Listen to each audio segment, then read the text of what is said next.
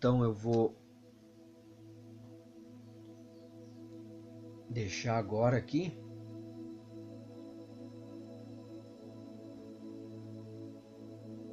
outro versículo, né, de extrema importância também,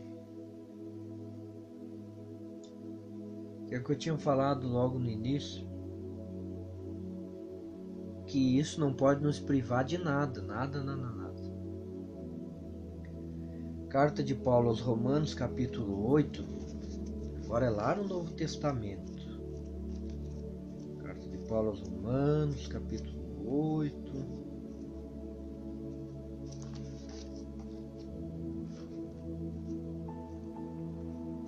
Atos Romanos 8:35. Quem nos separará do amor de Cristo? Uma pergunta. Será tribulação? Ou angústia? Ou perseguição? Ou fome? Ou nudez? Ou perigo? Ou espada? Como está escrito, por amor de ti somos entregues à morte o dia todo. Fomos considerados como ovelhas para o matadouro. Mas aí, aqui é que está a chave. Aqui está a chave. No versículo 37, que é o que eu falei. Ah, não posso passar por isso. Ah, não pode ser do diabo. Ah, isso é do demônio. Ah, eu estou macumbado. Ai, meu Deus, eu vou morrer. 37. Em todas estas coisas, porém, somos mais que vencedores por meio daquele que nos amou. E aí continua ainda, não quero ler, mas continua muito mais ainda, dizendo que nada pode nos separar do amor de Deus. Nada. Se você quiser continuar, continue. 38, 39. Para você ver o que diz. Não pode. Não há mal, nem doença, nem peste, nem fome, nem nada que nos separe do amor de Deus, nem demônio. Nada pode nos separar do amor de Deus. Nada pode nos separar. Porque em Cristo Jesus somos mais do que vencedores. Você não é um derrotado, uma derrotada, porque você está passando por essa doença, esse mal. Você é um vencedor e por isso você está até hoje enfrentando. Se você não fosse um vencedor, você já tinha se entregue, como muitos já se entregaram. Alguns já tiraram até a sua própria vida porque não se mostraram fortes com a força de Deus, com a força de Deus. Então você é um vencedor porque você tem enfrentado, você tem lutado. Não desista, continue lutando, enfrentando. Você é um vencedor. Em Cristo Jesus somos mais do que vencedores por meio daquele que nos amou, por meio daquele que nos ama. Você sabe bem quem é que nos ama. Esse versículo aqui é muito poderoso mesmo, né? Nada pode nos separar. Paulo disse em a segunda carta que ele escreveu aos irmãos de Coríntio,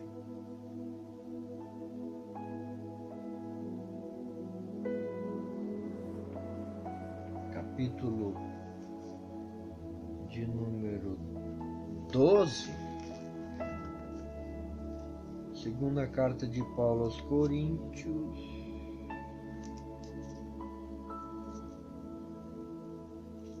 capítulo 12, verso 10.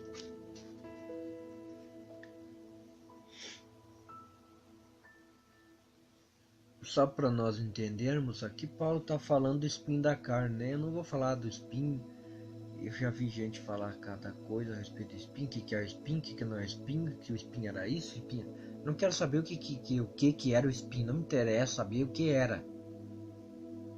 A mensagem aqui não é o que era, é o resultado que aconteceu na vida de Paulo quando ele recebeu a ação gloriosa da graça de Jesus sobre a sua vida. Então a mensagem é a graça. Quando Paulo disse no versículo 8 do capítulo 12 aqui: por causa disto 3 vezes pedi ao Senhor que o afastasse de mim. Esse espinho, né? E Jesus disse para ele no versículo 9: a minha graça te basta. Desculpem. Porque o poder se aperfeiçoa na fraqueza. De boa vontade, pois, mas me gloriarei nas fraquezas, para que sobre mim repouse o poder de Cristo.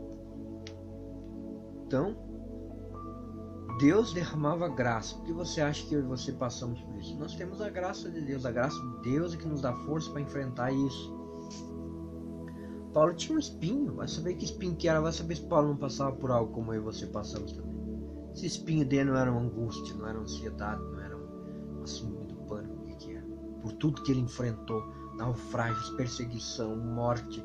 Fora aquilo que ficou na mente dele, né? Das coisas erradas que ele fez. Acusando pessoas que ele consentiu na morte. Isso poderia ser um dos maiores tormentos de Paulo, que ninguém nunca pensou. Um dos maiores tormentos do apóstolo São Paulo poderia ser as coisas que ele fez, os males que ele praticou, que isso perseguia.